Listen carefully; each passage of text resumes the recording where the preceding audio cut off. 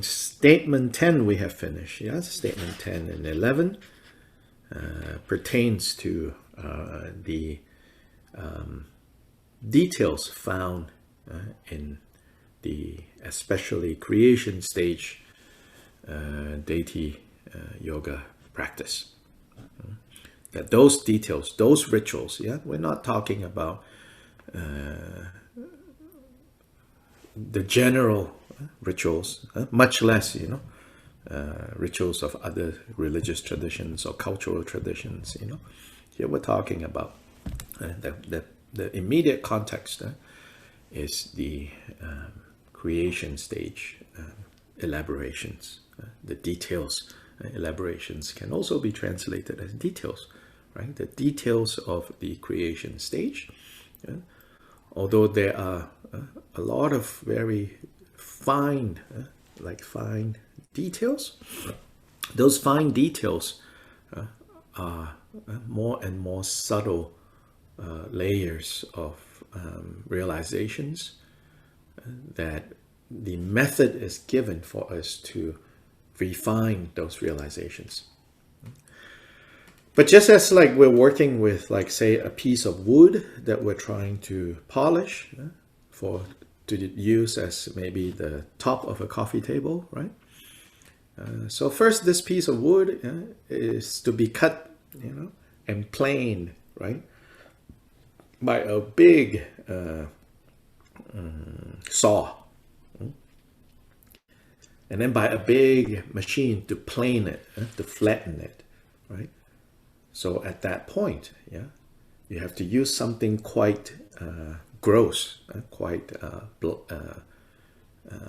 like a big saw to cut it, and then to plane it, make sure that it's all leveled, right?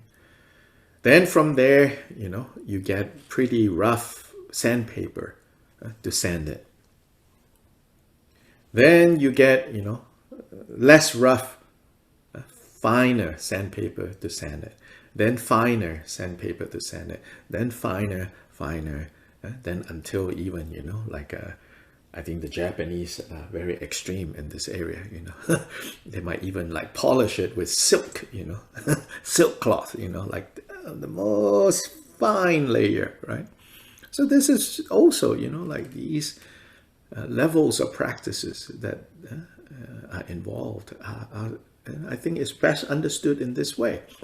Yeah, when we're still at the level of like turning from an old tree into a piece of wood, well, if you use silk to try to cut it and flatten it, it's not going to work. Just like if we try to use the very fine, like very detailed deity yoga, at a level that we're not yet ready for that, then it's a waste of time, it's a waste of effort. Then we might even say, oh, this doesn't work. So we have to see, like we have to start with first, a big saw to cut.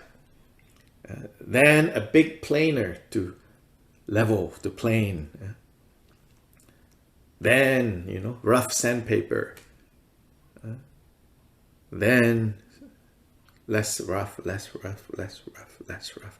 until, the grains of that wood, the natural pattern of the wood comes out so clear, so amazing. So in the same way, the Buddha qualities are already present, but we need different tools to purify, to remove, to uncover. Also, the word purification, it's a little misleading, or at least like in a lot of Buddhist English, in the writings, you see they say, for example, purifying the afflictive emotions, right? how do you understand that phrase, purifying afflictive emotions? Have you seen a phrase like this? Yes. And what's your response to this? To not like act on impulse when one feels like anger or strong desire to like That's be able to the, observe before yes, reacting. good. That's the meaning. But if you follow the grammar, what does it mean? To cleanse. To cleanse To cleanse what? negative emotions. Can negative emotions be cleansed? No, yeah, good. No. So what are we doing with the negative emotions? Remove. Good. So this is actually grammatically wrong, but it gives rise to some confusion because some people think, according to Vajrayana, you can cleanse afflictive emotions. What you're cleaning is what?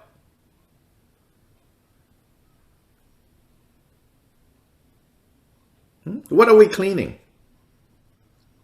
Your own mind stream. Our mind stream, our minds. Yeah, so we're not cleaning, right? When you say, like do the dishes, right? We say, okay, you're done with dinner, do the dishes, right? What are we cleaning? We're cleaning the plates. Why? Because on the plates, there are food bits and food stains and food smells and grease, right? So what we're cleaning, what we're purifying is the plate, not the food bits. The relationship between mind and afflictive emotions is afflictive emotions are the bits, they are the stains. They are the stench, they are the odors, they are the grease, right? So when we say purifying, it's not purifying afflictive emotions, it's purifying the mind of afflictive emotions. Grammatically. Right? Purifying the mind of the afflictive emotions. Cleaning the mind. Now, of course, we also understand, in fact, the mind, in its own way, in its own nature, needs no cleaning.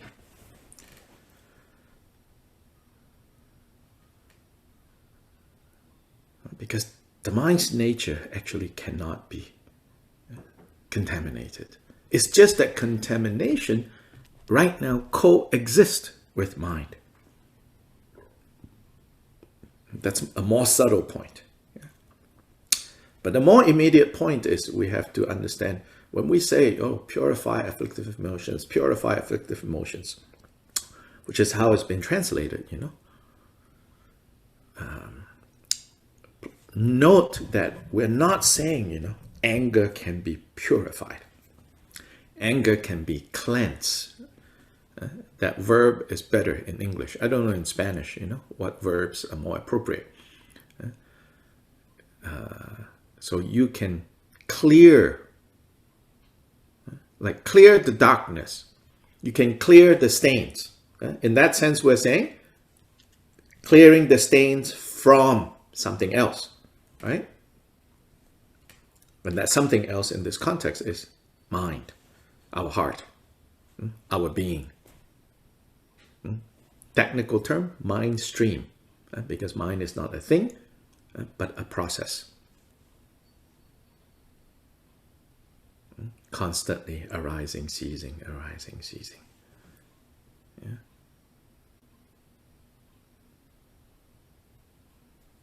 Got that?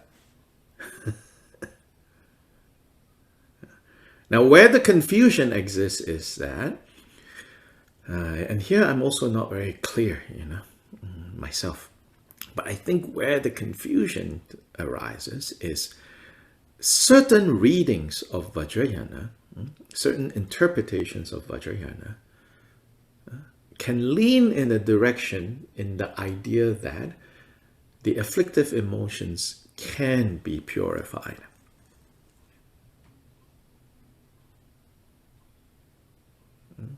But that is related to the idea that, right, the nature of, for example, the klesha, the nature of the klesha or afflictive emotion of anger or ill will is the mirror-like wisdom.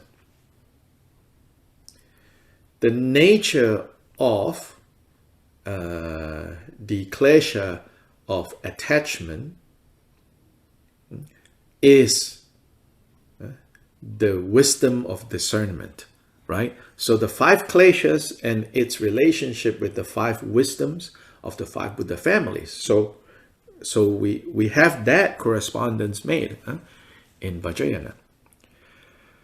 But there, although it sounds as if it's saying that when you take anger or attachment or pride and you refine it and you refine it and you refine it, it can turn into the wisdom.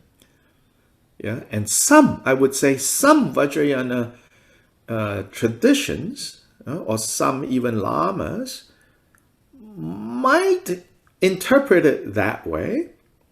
Yeah, I think it's safe to say that Kyopa Rinpoche would emphasize more that how these two, it's not that you can improve the kleshas,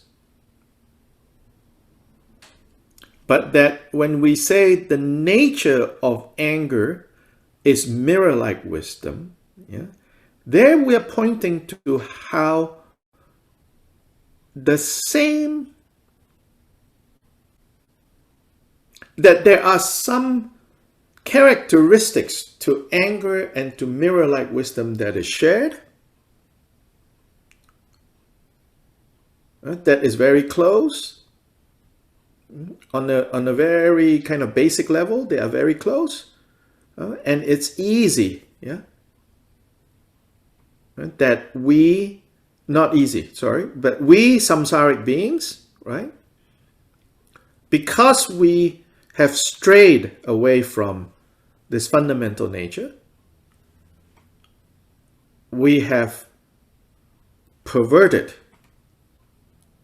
yeah, this mirror-like wisdom. And so then we kind of indulge in, or we get caught up in anger.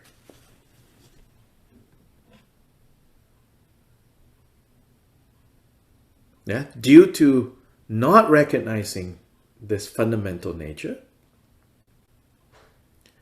due to not recognizing that, so we go instead in the direction that resembles the mirror-like wisdom in a particular aspect, but in fact,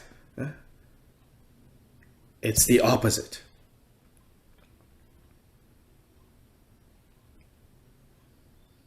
So, for example, then, to elaborate, right, mirror-like wisdom is saying how this wisdom shows us how there are a few things going on there. One is, you know, when you put something in front of a mirror, immediately the reflection appears on the mirror. It's almost like the cause and effect is so close that you cannot even see often, oh, that is the cause, oh, that is the effect. It's like it's instantaneous. Yes, so this aspect of wisdom is very swift. So there's an element in the mirror-like wisdom that is very swift, very fast. Right?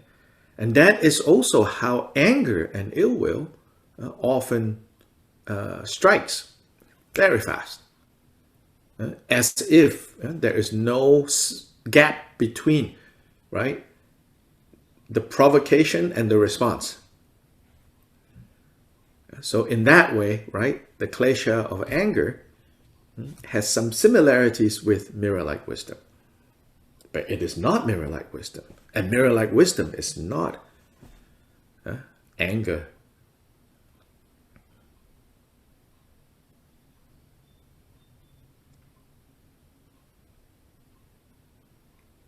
So anyway, purification, purifying the afflictive emotions. So I think, I mean, the Tibetan word is jangwa, jang, to clear, So now more and more, I like to use the word to clear, because in English, to clear doesn't cause the same confusion as to purify. In English, when at least, I don't know, in Spanish, when we say purify, then that which is being purified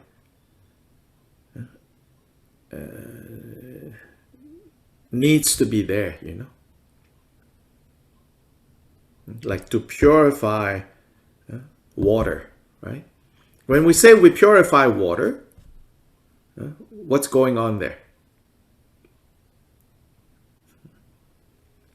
We're removing that which is not water from water, right? So we say, we purify water. We don't say, right, we purify the sediments.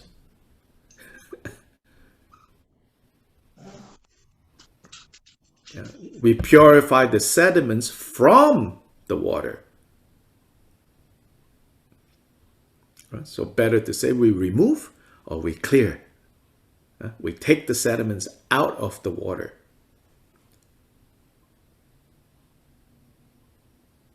We take the harmful metals out of water.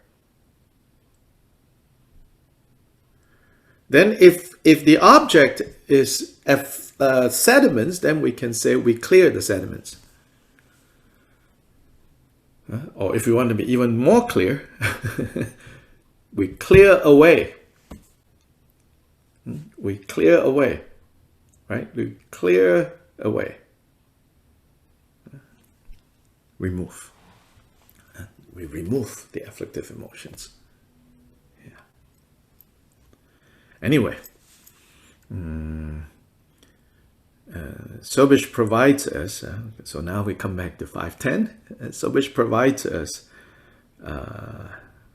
with this very nice quote from Dorje Sherab at the end of 510. I would just want to read that again. The arising, there's a lot of technical terms there. If you don't catch all of it, please don't stress over it. But whatever you can get from it, I think it's very helpful.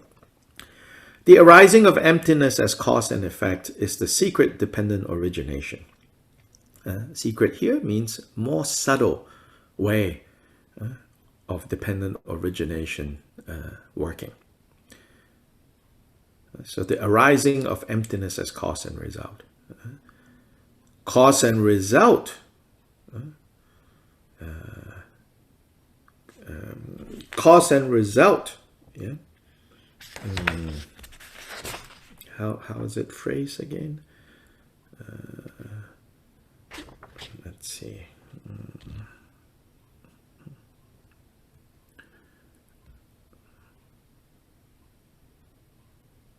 Hold on.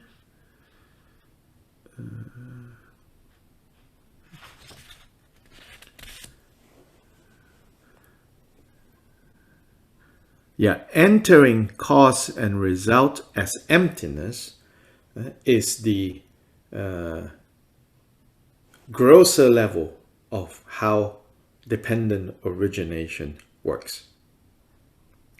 Entering cause and result as emptiness, or realizing cause and result as emptiness is the grosser level of dependent origination. So Nagarjuna is said to kind of clearly or very as one of the main figures in Buddhist history to teach that. Then the more subtle level of dependent origination is how the arising of emptiness as cause and result. This is the secret dependent origination.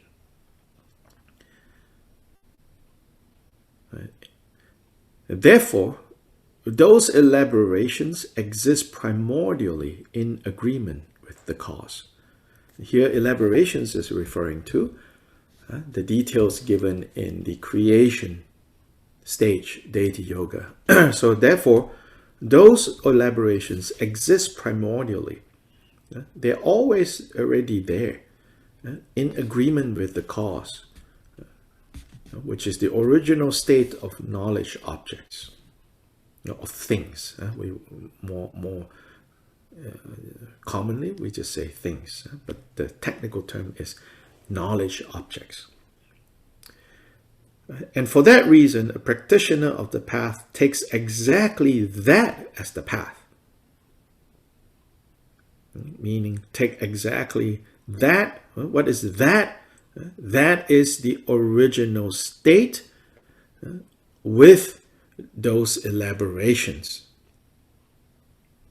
The elaborations on the side of specific details of creation stage, so there they exist as details and techniques, you can say. But those details and techniques are based on Buddha qualities that are already present primordially. And so that's what it means. So it means that this is not like Buddha is not creating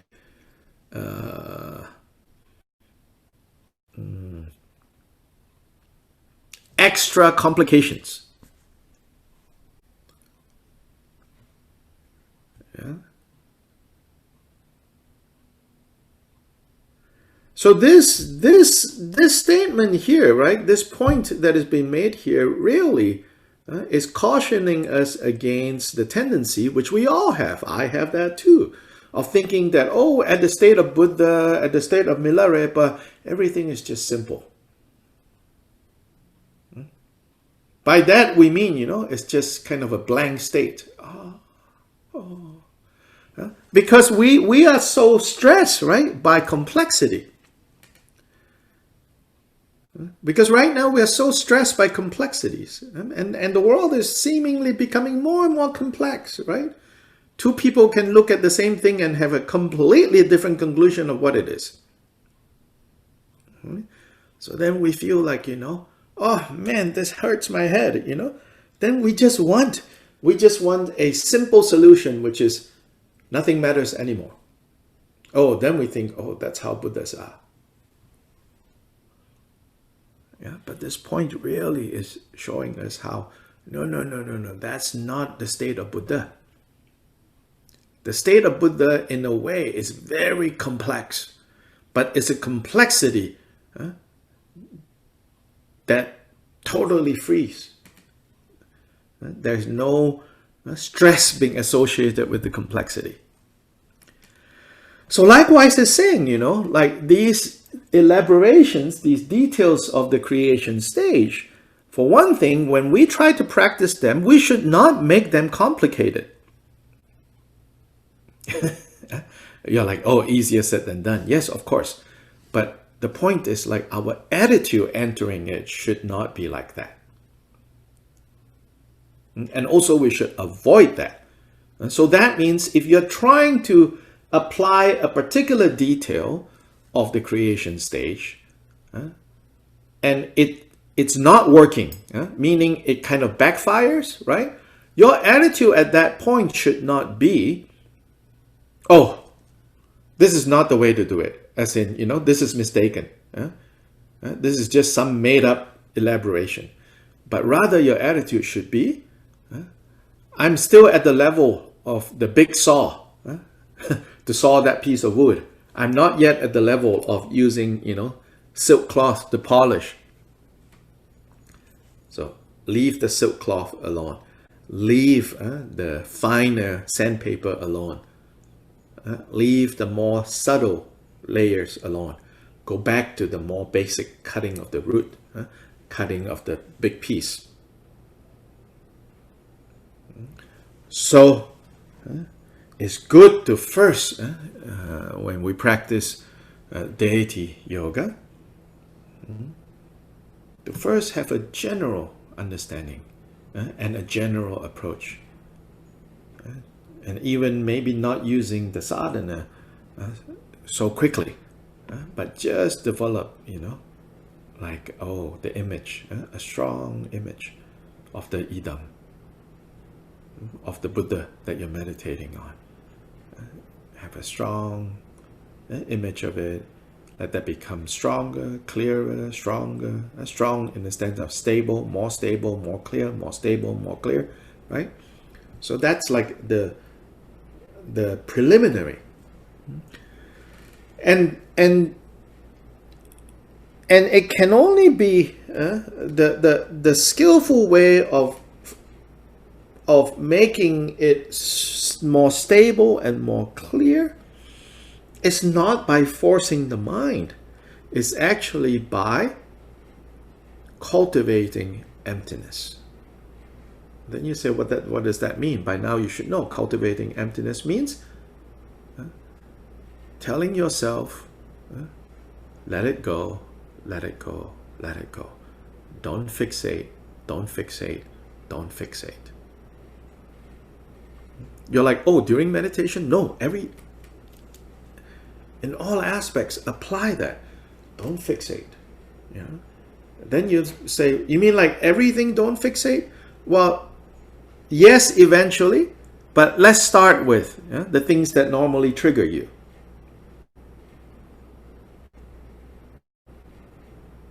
The things that obviously leads you into this messy knots, get you all tied up. Start with that. Don't fixate. See the space that is there. Relinquish. Let go.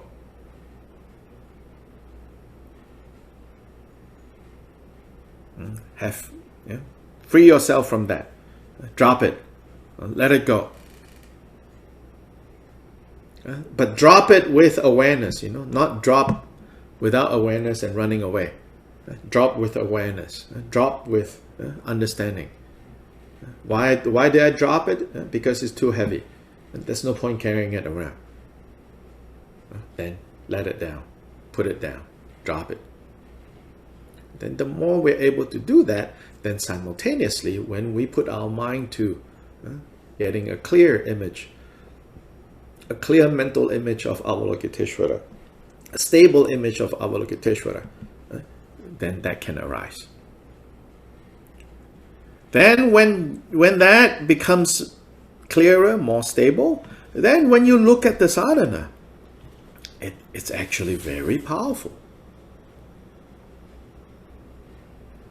Then you look at a more simple sadhana of Avalokiteshvara first.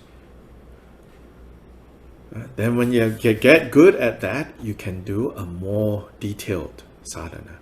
Then a more detailed sadhana. Then a more detailed sadhana. And then a more detailed sadhana.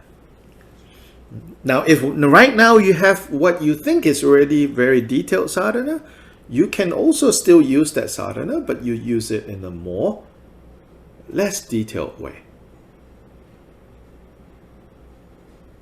Then you develop that over time, step by step, by step by step, over time. I often hear people say, I struggle with this, I struggle with that, I struggle with this, I struggle with that. I said, are you addicted to struggling? I think sometimes that's what's going on. Like we feel like we need to pick a fight with everything. I struggle with this. Sometimes maybe it's just the way we talk, But actually here, even the way we talk is going to shape the way we think. And likewise, the way we think comes out as the way we talk, right? So you watch, the words that you tend to use, If you're always using, well, I struggle with this, well, I struggle with that. Yeah, well, that's showing something there. Why struggle? You know? What, you're picking a fight with the method?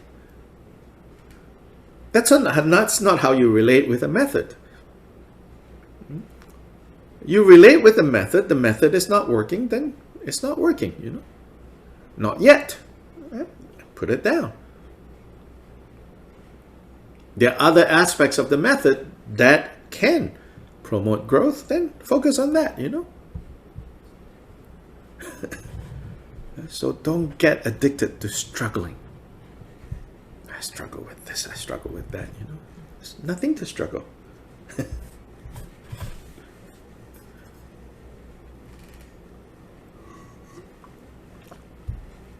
And for that reason, a practitioner of the path takes exactly that as the path.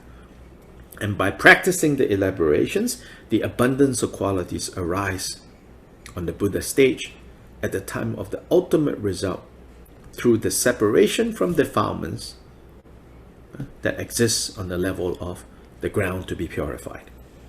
The ground to be purified right now is talking about that plate with the foot bits, with the grease, with the odors, with the food stains, all of that. That is the ground to be purified.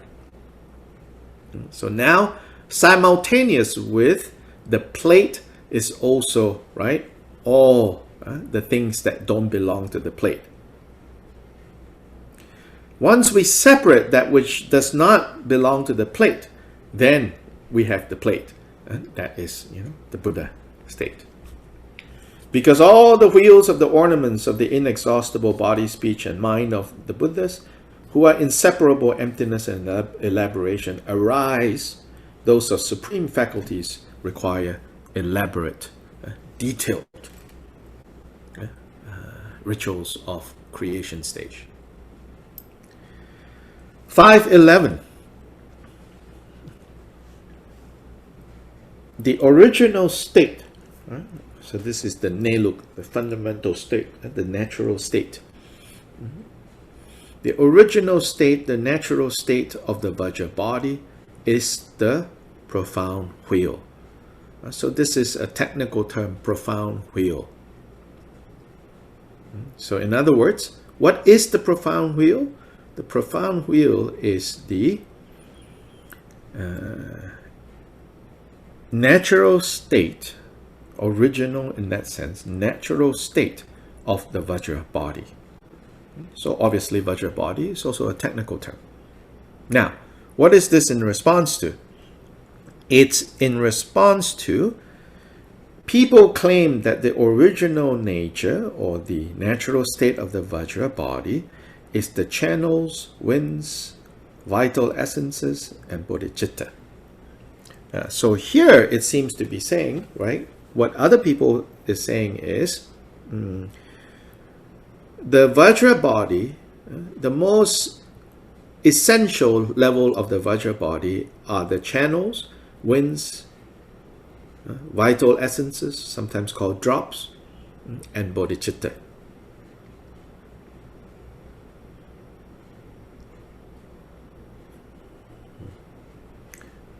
Instead, Kyopa Rinpoche is saying, no, there is something even more basic than that, which is the profound wheel. So what is profound wheel? Okay, commentary here says, first of all, Vajra means indestructible, uncuttable, solid, stable, and imperishable. So Chodak gives 5 slightly different definitions of Vajra. So he quotes from the Vajrashikara Tantra. Since it is solid, essential, not hollow inside, cannot be broken or overcome, burned or destroyed, emptiness is explained to be Vajra. In other words, Vajra is the tantric way, is the tantric or Vajrayana way of speaking about emptiness. So Vajra is not something else Emptiness is already taught in the non-Vajrayana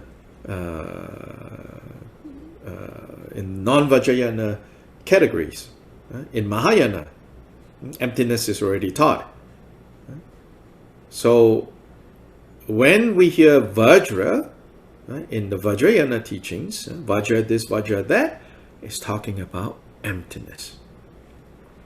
Therefore, all the mantra Vajrayana followers start everything with the term Vajra. So namely, Vajra master, Vajra disciple, Vajra mandala, Vajra empowerment, Vajra samaya, Vajra hell, and so forth. Vajra this, Vajra that, Vajra brothers, Vajra sisters, Vajra teacher, Vajra vehicle, Vajra this, Vajra that. They join these terms with Vajra, which according to the meaning of the authoritative quote just explained, meaning the Vajrasikara, means profound, means emptiness. It means the great primordial wisdom free from proliferation. So Vajra, this Vajra that, it's not talking about something else. It's talking about basically profound understanding of emptiness, of the truth of emptiness, of the reality of emptiness, of the truth of shunyata. And when we have that understanding, that is the great primordial wisdom, the great gnosis.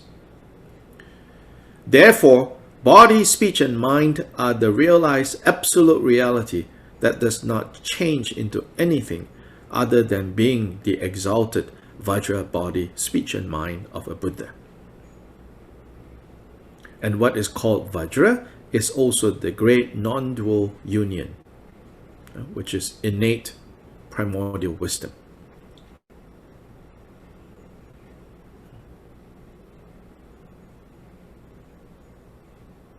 So our ordinary body, speech, and mind is realized as absolute reality that does not become something else. It's not like this body, speech, and mind, turns into something else. How is this body, speech, and mind realized as the exalted body, speech, and mind of the deity? Through profound realization of emptiness. Not by, doing some kind of spiritual body reconstruction. Not by doing some kind of spiritual, plastic surgery. You modify, so to say, or you transform this body, speech, and mind into the exalted body, speech, and mind of the Buddha, or the Vajra body, speech, and mind, by realizing the profound realization of emptiness.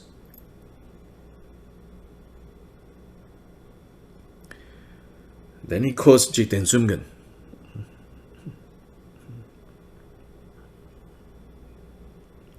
Vajra, meaning non-dual, essential, has been emphatically proclaimed again and again by the intensely blazing Vajrapani through these Vajra words. It overcomes all oceans of disease, harm, and suffering, all the accumulations of samsara's faults, and the marks of proliferation. Therefore, Vajra is a term of profound mantra. So in other words, Vajra is just secret mantra, Vajrayana category teachings, vocabulary. And this vocabulary is not talking about something beyond the profound wisdom that arises from realizing emptiness. Therefore, Vajra is a term of profound mantra. Profound means dharma. The dharma of mantra. The dharma, the teachings of Vajrayana. Body, this is the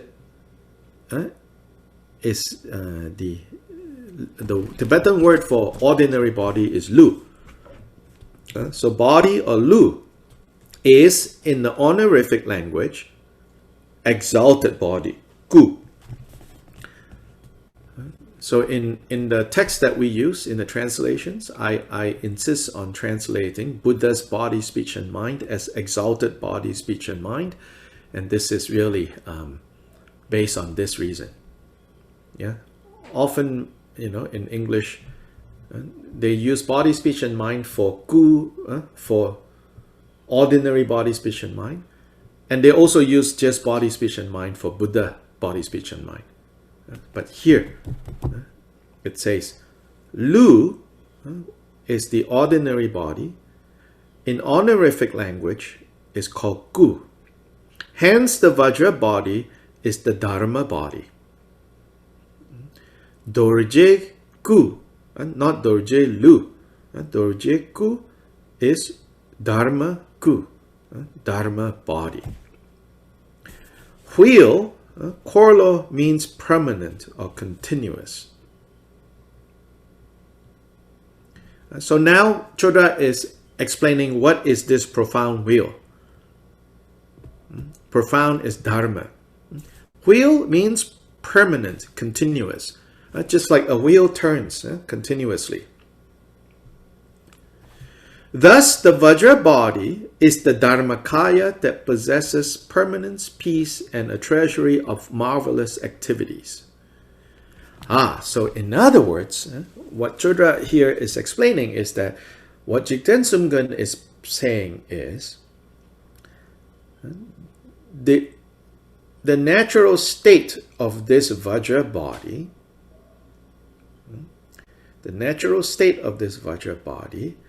is none other than the permanent or the unchanging Dharmakaya. So profound wheel is the unchanging Dharmakaya.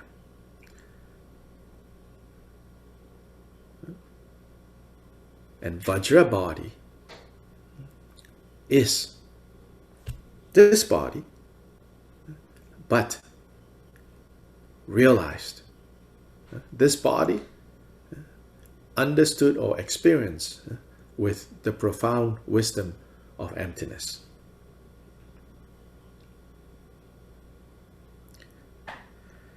So the Lord, the great Drigungpa, said, another quote from Jigten Sumgun, since they do not understand Vajra, the ignorant fools are crying. Since they do not understand Vajra Dorje, it's a play of words, Vajra Dorje, the ignorant fools are crying until they are exhausted because they do not see the vital point of the vast great vehicle through their intellectual faculty that merely understands one-sided emptiness.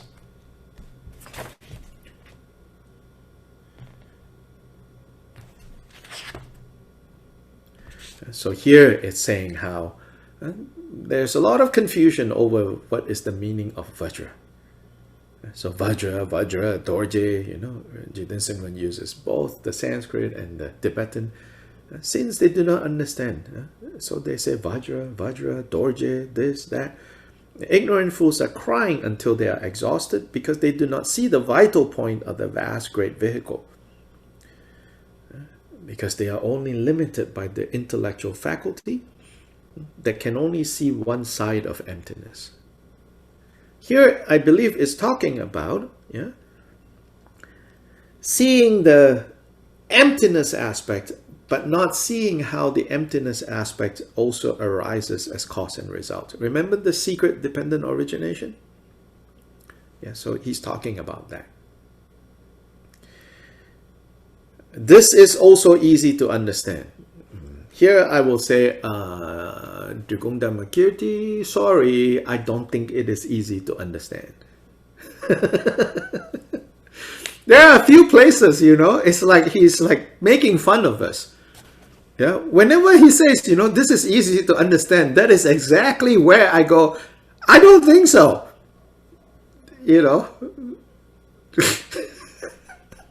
It's like, this is easy to understand. It's like, come on, you're kidding me. Or you're showing me how, how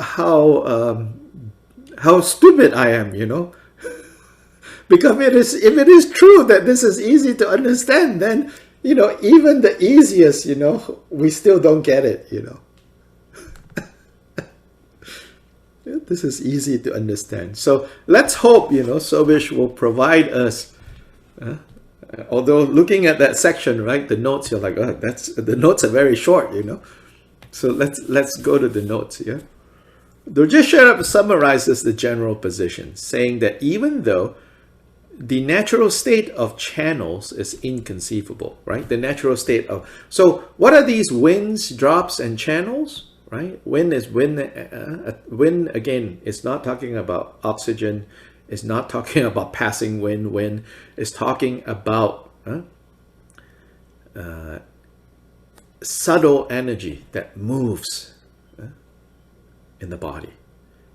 So first of all, if we back up a little bit, let me first explain. Ordinarily, we say there's the physical body. Yeah. Then, in the Abhidharma teachings, especially, we are also taught in detail what I would call, although it's not called like that in the Abhidharma, but what I would call the mental emotional body. Meaning like our sense of who we are. It's like a body, right? It's like the mental emotional, our identity. So there's that. Then in Vajrayana, a third body is taught, which is the Vajra body, which again, not a scholarly translation, but my simple translation, I call it the energetic body. And that is what's called the Vajra body, usually. And usually when you say Vajra body, people understand that, oh, you're talking about this body that consists of a whole network of channels, meaning pathways. Pathways for what? Pathways for the subtle energies called winds to circulate, to move around. Then other than this subtle energy moving around, right, there are also these things called bindus, drops. And they are like the minds that course through these channels. So that's the ordinary. Usually when people say Vajra body, they are referring to that. But here Jigten Sumgun is not saying, okay, that's not what we're talking about. What he's saying is, but even more basic than channels, winds, and drops is Dharmakaya.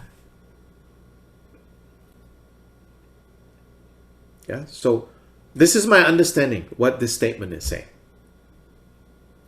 In other words, this statement is saying, you know, like as important and as useful as the teachings on the winds and the drops and channels are, they are still not the most basic level.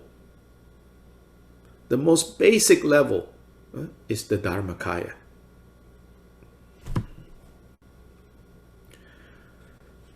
So, I don't remember which group here, Drugong Dhammakirti or some other group, you know, they ask, what about like the refuge when we say outer refuge, Buddha Dharma Sangha, inner refuge, you know, Guru Idam, Dakinis Dharmapala, secret refuge, winds, drops, and channels, and then the ultimate refuge, the three kayas.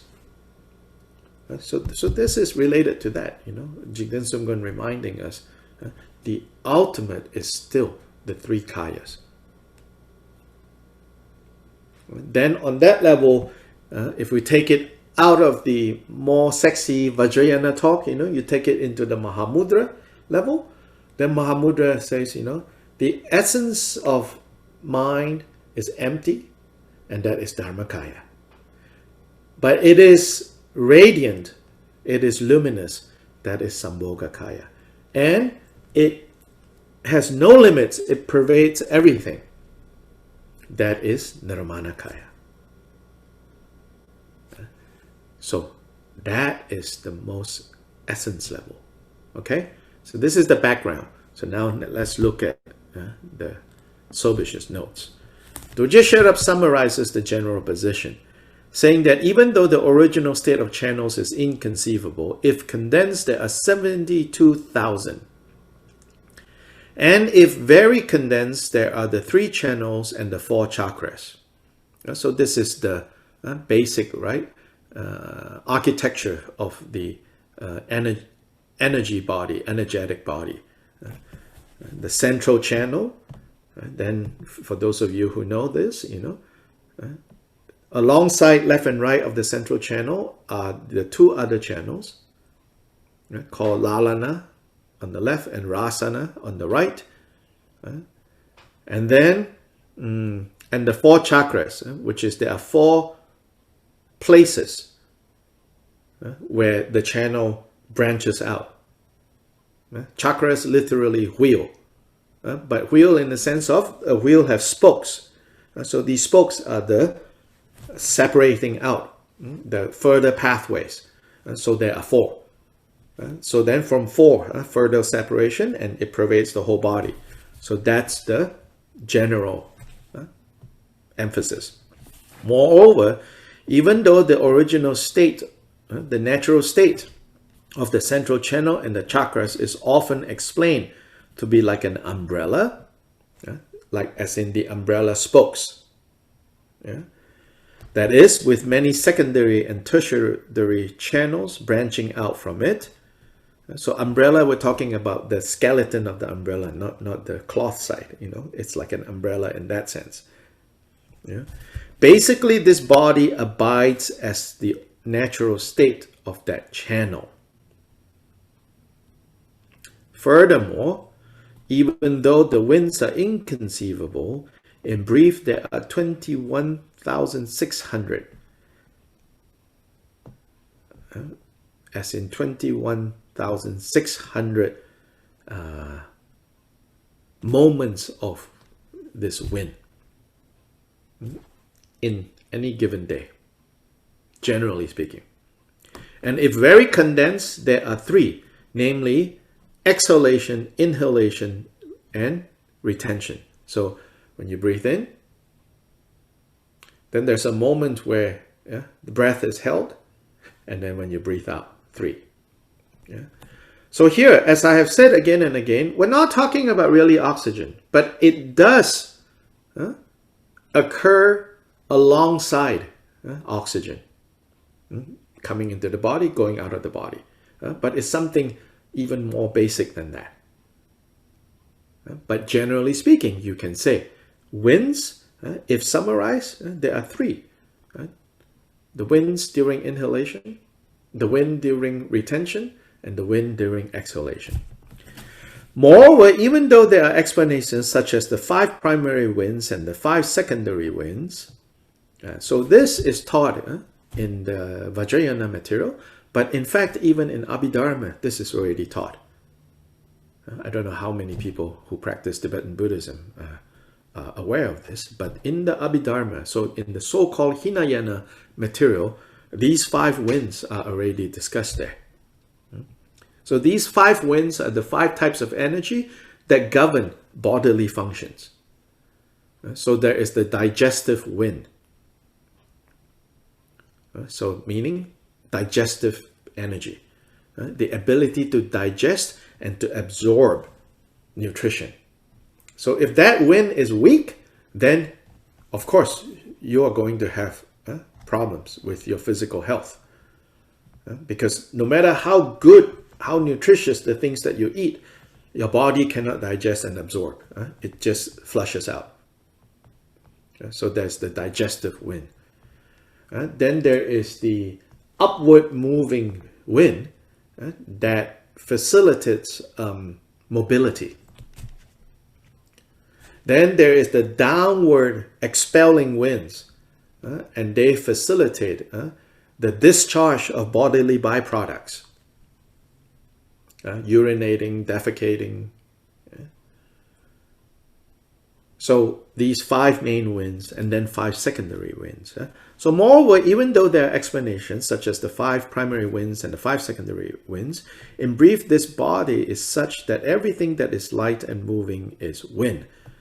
Moreover, concerning the vital essences, the bindu too, there are many systems of explanation. But briefly, wherever channels pervade, there are winds. Wherever winds abide, there are vital essences. Thus, the secret way of existence of channels, winds, and vital essences is taught in detail in the secret mantra. This is according to the general view, the natural state of what's called the Vajra body. So this is the general view. Jigten Sumgun will kind of say, as for this general view, here is what we need to understand. So Rinchen Changchuk points out that it is not true that directly perceiving channels, winds, and vital essences make manifest the original state, the natural state of the Vajra body. In other words, Rinchen Changchuk says, if you think, right, recognizing winds, drops, and channels, becoming sensitized to their existence, ability to work with them, will take you to the Buddha state, meaning, right, will illuminate the natural state of Vajra body, you are wrong. Instead, it is maintained by Jigten Sumgun that the manifestation of the unchangeable natural state of the 3 Vajras is the non-duality of all samsara and nirvana. Dorje Sherab similarly says this, which he explains what is profound wheel. Profound wheel is profound emptiness, cause and result.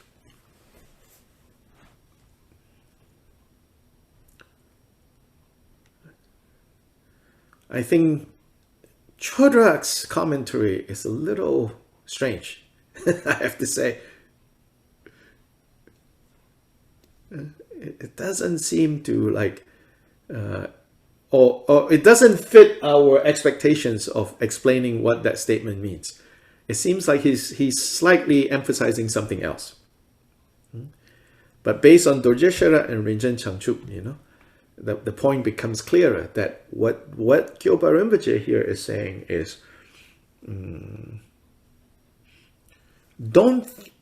yes, ability to work with the energetic body, what's normally called the Vajra body, is really important. Yes, it's important, it's helpful. But that itself will not lead to the real Vajra body. The real Vajra body is actually not the winds, drops, and channels. The real Vajra body is Dharmakaya, you can use that word, or, well, what do you mean Dharmakaya? It's profound emptiness that gives rise to cause and effect, and cause and effect that is based on emptiness.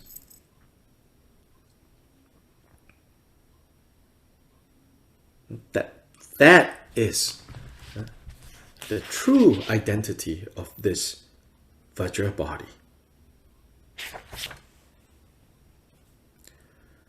So in other words, Kyopa Rinpoche is saying, whenever you see, oh, may I achieve the Vajra body, may I, there are prayers like that, may I achieve the Vajra body, may the Vajra body be firm, may the Vajra body be strong.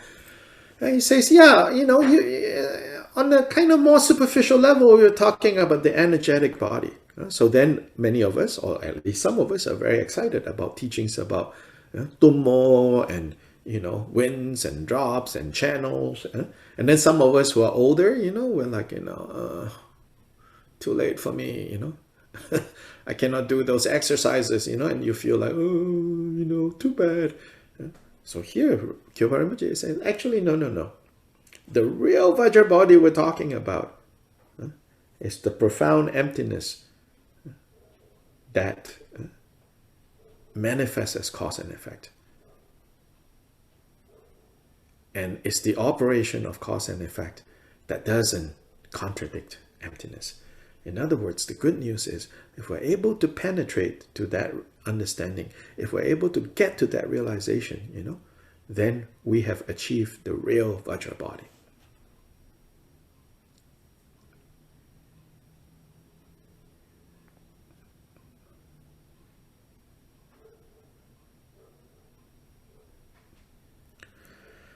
So going from here, even, you know, statement 512, which we won't do today, but just a point, he said, you know, people claim that the ultimate state of the channels, winds, and drops, called bodhicitta here, is explained in the basic scriptures, namely the Tantras.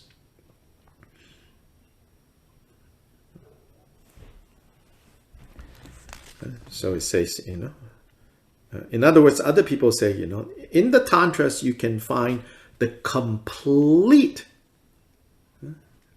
instructions on winds, drops, and channels. Drops is actually also called bodhicitta. Here, bodhicitta is not our what we normally talk about as bodhicitta. Here, they're talking about those drops.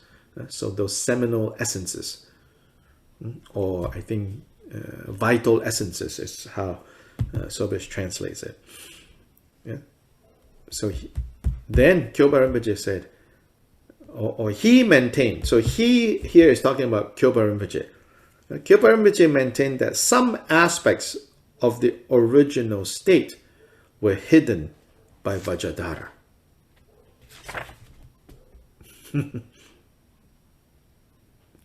And in other words, hidden as in the Tantras, you know, even if you read all the Tantras that the Buddha taught, there are still aspects of this energetic body that is not found in the Tantras, but is nonetheless relevant and true. In that sense, Vajradhara conceals, Vajradhara hides.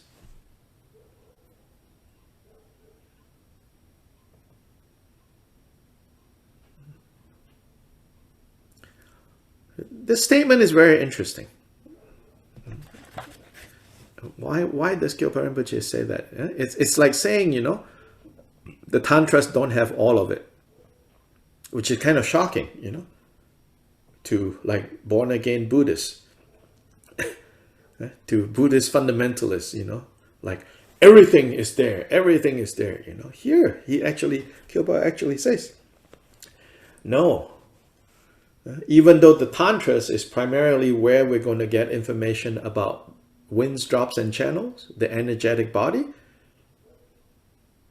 even in the Tantras, if you read all of it, there are still things about this winds, drops, and channels that is not there, that is not mentioned.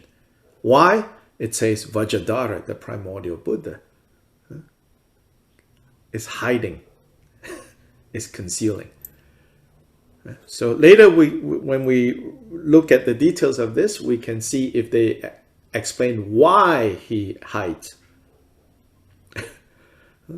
When we say he, you know, and when we say Vajradhara, know that we're not talking about a person.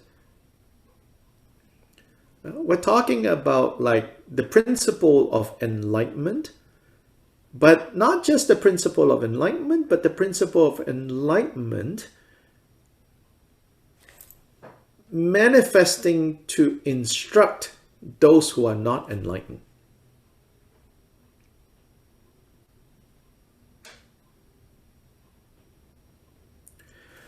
So this 512 leads to 513, because in 513, again, this is a little shocking to some Buddhists, I'm sure, like Vajrayana Buddhists, because in 513, Kyoba Rinpoche says that, and if 512 he says, right, that even the Tantras don't have all the subtle details of how the energetic body works, right? In 513 he will say, in fact, in the medical tradition, they have even more detailed information about the energetic body. More detailed than the Tantras. So then to some people, it's like, how can you say that? If the Tantras are the greatest things, now you're saying like, just the medical tradition, a worldly, system has more detailed information. So this is very interesting to me. And I think this is really, it supports the main point made in 511, which is, yes, winds, drops, and channels and things like that are important, but they are not that important. Because if they were so important, then those who study the medical treatises, they would be Buddhas now. But no. I think this is the underlying point. That this is the underlying point. He's saying that winds, drops, and channels, this psychic body, this energetic body, yes, it's amazing. Yes, knowing it can help you improve your health, can help you even have, maybe powerful states of meditation and all of that. He says, yes, but they are not the final.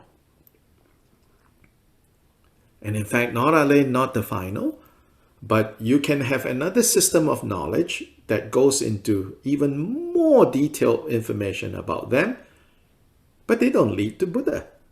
They don't lead to the attainment of Buddha. So if we zoom out of the Tibetan context, some will say that this kind of information, even more detailed in the Taoist texts,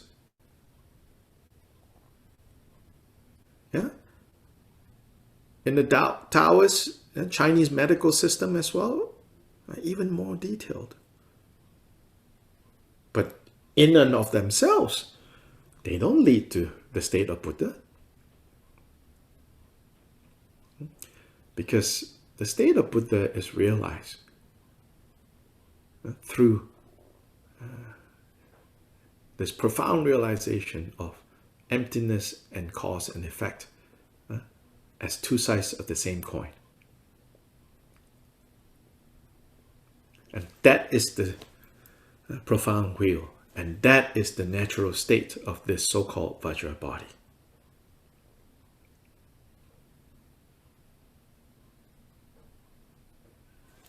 So 11, 12, 13 pertains to this matter on energetic body. So then in 14 is that very famous statement, what is profound for others is not profound for us. What is not profound for others is profound for us. So it's like a summary of the last 11, 12, 13.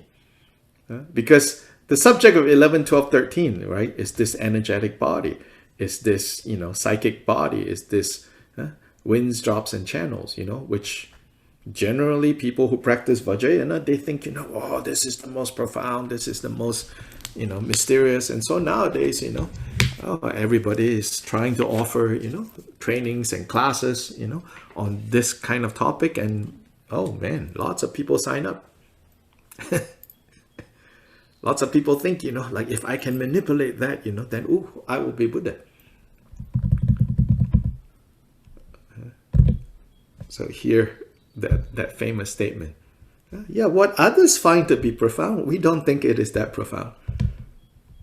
Meaning all this sexy stuff, Like, the medical doctors know even more.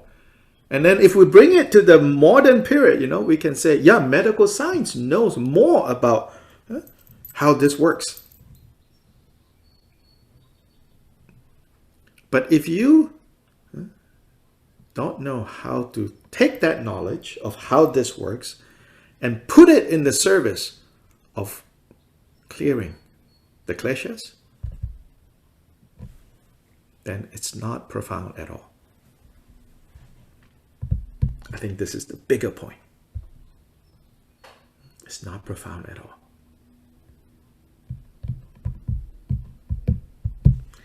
Any questions, comments?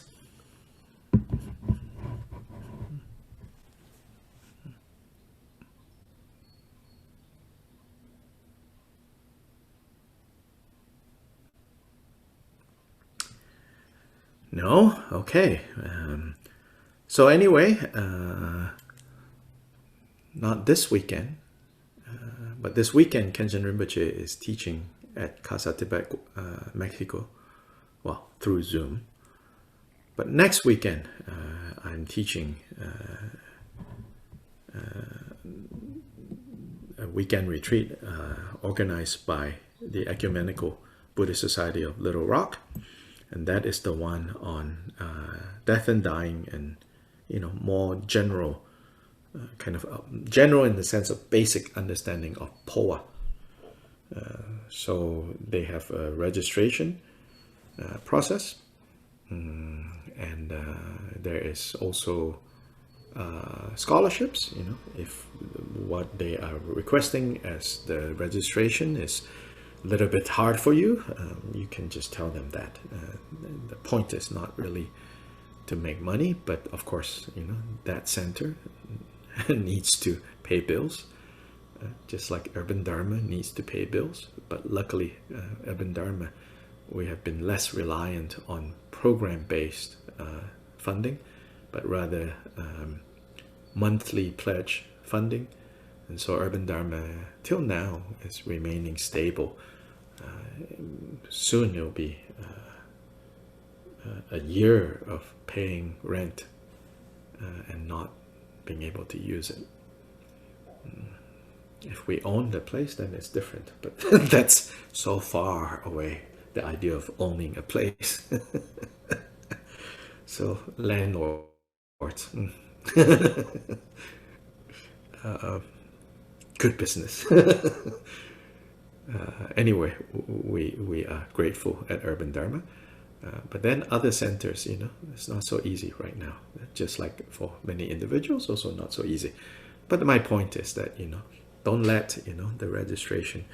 And to be fair, their registration is not more than what most other places who do registration ask for. It's just that maybe some of us have gotten used to, especially me, not saying you have to give this much or that much. Then you get used to that, But that's not how the world operates, by the way.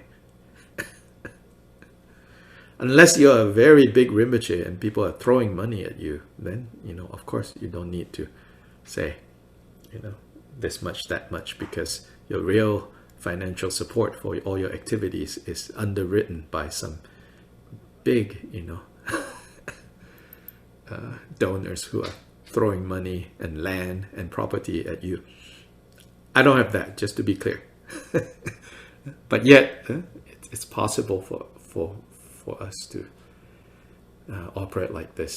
So then when other centers are operating differently, I think we should try to understand, their situation. Anyway, that's next weekend. So, yes. Sorry. Can I ask a question? Yes, sure. I have heard about the indestructible drop. About what? Indestructible, unshakable drop. Unshakable drop. Indestructible, la gota indestructible.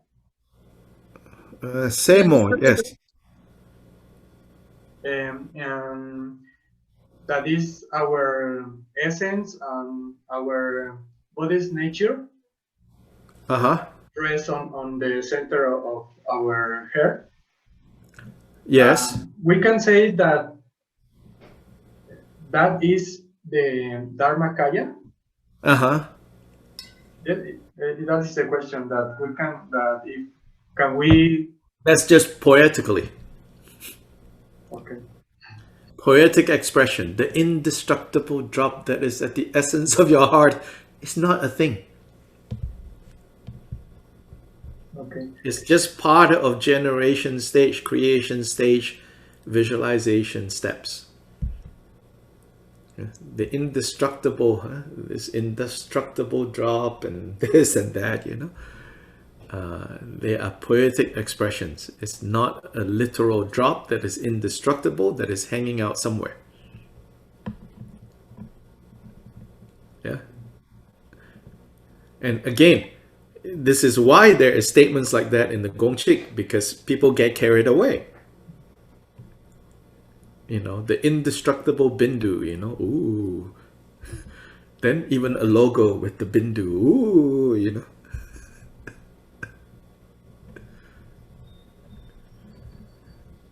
In fact, there are Shaivite, Hindu Shaivite tradition that meditates on this blue drop. Muktananda's tradition, for example, Siddha Yoga, they will meditate on this drop. Then after a while, this, whether they're meditating or not, this blue drop is a little, like they say, like a little pearl, right? Different system will explain it in different sizes, This blue drop will appear. That everywhere you go, you can see it, in your mind's eye. These experiences are real. Real enough, Not made up, in the ordinary sense. They're real enough. But the meaning of these experiences is what Kyopa is more interested in. It says, if you get attached to appearances of this type or experiences of this type, so some people like, oh, I feel a lot of heat, because they read about Tummo, So then they do a little bit of Tummo things. It's like, oh, I feel a lot of heat in my navel area. I feel this heat going up, back of my spine and going up and the top of the head and this and that. Then they get very excited, So Kyopa will say, yeah, that might be, what you're experiencing now, and it's true enough. Yeah? As true as real as, eating a chalupa, yeah, that's a real experience, But the meaning behind that is what we need to understand. Then those experiences can be recruited, can be used in the service of leading to purifying the kleshas, or purifying the kleshas, clearing the kleshas. If you don't know the meaning behind that, then it can become a trap.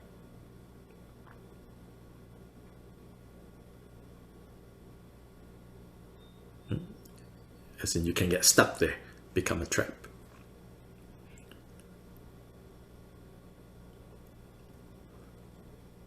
Thank you. Yeah, we're quite, we're like that, We get very excited, and then we get very excited when we see, like now, in Facebook, we get very excited when we see, oh, look, that practitioner, after he passed away, they burn, then they found this, they found that. Or look, the body has become smaller and this and that. It's like, yeah, but, is that really what's most important? Is that really what we should focus on as signs of, the Dharma working? No. No.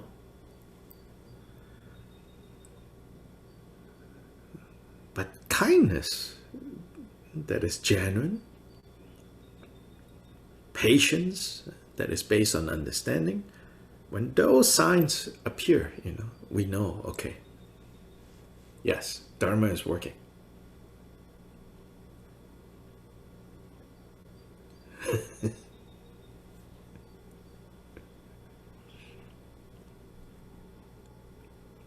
in the Vajrayana I material. wanted to add that this is, I think it's a really important clarifications, Dr. Lai. Thank you so much, because the whole energy body can be very attractive. Yes. So it's important to have these reminders. Looking forward to next week as we continue with this. Thank you. So, you know, it's not saying that these things are bogus, you know, they're not. They're experiences that you can have, you know. Just like in other systems of meditation within the Buddhist family, you know, you have these jhana states, you know. Yes.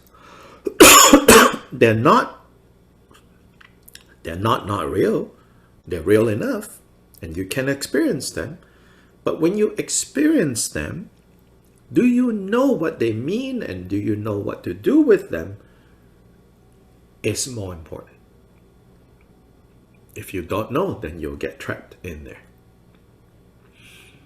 So elsewhere in Mahamudra, it talks about, like in our concise fivefold, it talks about how experiences of bliss, right?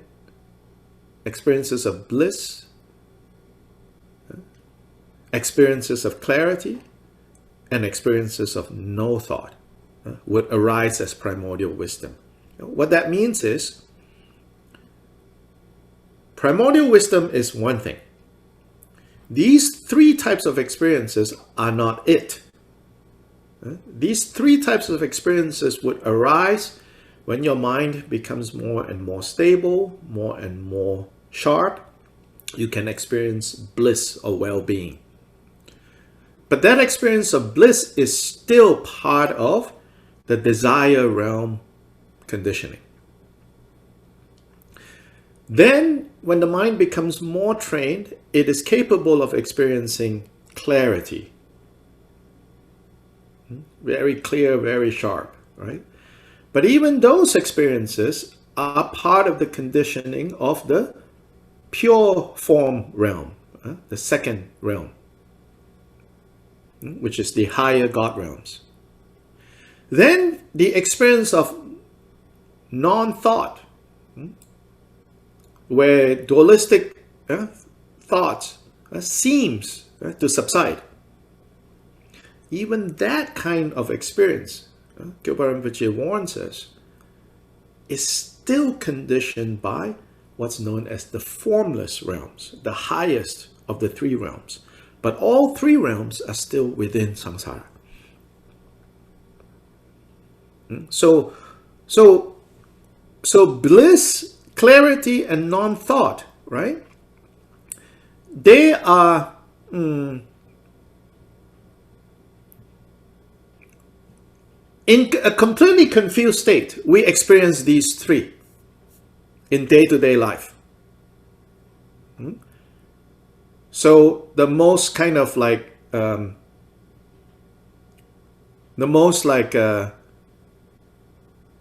impactful experience of bliss in day-to-day life, right? In a confused way, yeah. In the Vajrayana material, it, without shyness or anything, it tells us it's orgasm. But this is a completely kind of samsaric. Right? That's the bliss. Then clarity, right? So then, at the root of this is attachment. Clarity, in the samsaric way, very sharp, is actually anger.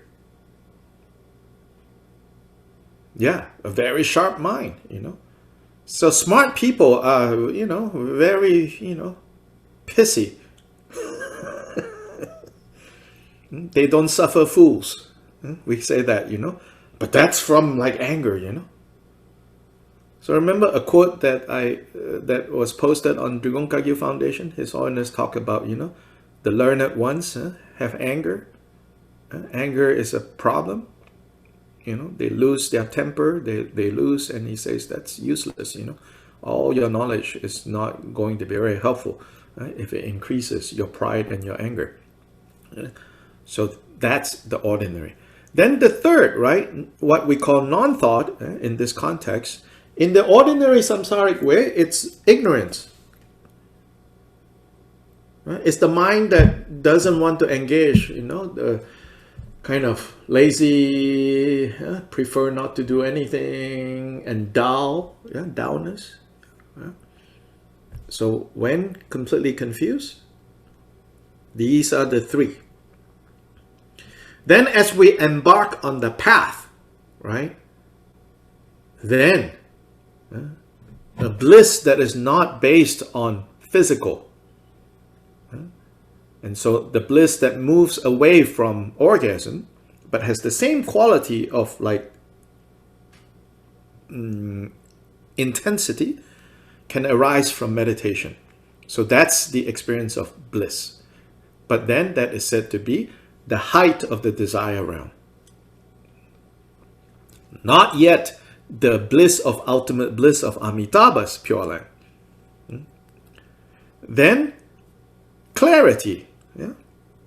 We say nature of mind is clear, but this clarity is not nature of mind clarity. This clarity is the height of the form realm, the divine realms of the gods. Then non-thought, again, not the free from elaborations non-thought of the Buddha state, but is the height of the formless realm, where the mind is so subtle, but yet not free yet. Just very subtle. All the gross levels of consciousness have been removed, and it's in such a state of absorption that it feels like no thought is going on.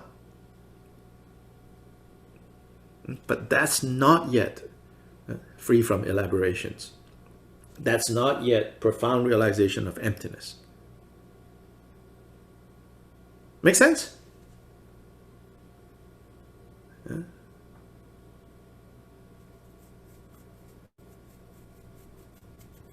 Okay.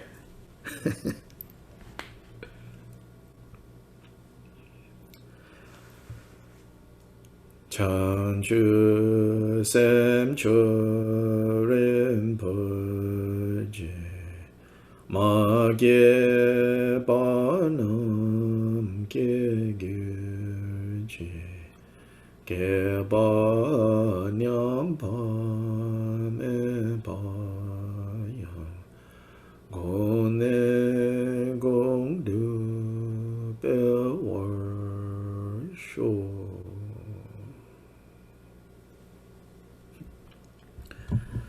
One quick announcement is just kind of making plans ahead. This year, the Lunar New Year, so Chinese, Korean, Japanese, Vietnamese, and the Himalayan New Year, the standard Tibetan New Year, Losar. Literally, Losar is just New Year. Lo is year, Sar is new. So what we call the Tibetan New Year. Falls on the same day. Sometimes they are 1 month apart, sometimes they are 1 day apart. This year is the same day, which is February 12th. Then, in the way that Himalayan and Tibetan Buddhism kind of often associates this important calendar with events in the Buddha's life, it's also said that the first 15 days of this new year is when the Buddha displayed the powers of his wisdom as well as the power over confusion. So it's said that he debated and defeated the wrong views that existed during his time, and also demonstrated great miracles, like fire coming out of his eyes, water coming out of his ears, all kind of miraculous display. So the first 15 days of this first month. And they are also considered the first 15 days where virtue can be multiplied in the way that Sakadawa, that whole month. So this is another period of that kind of spiritually potent days.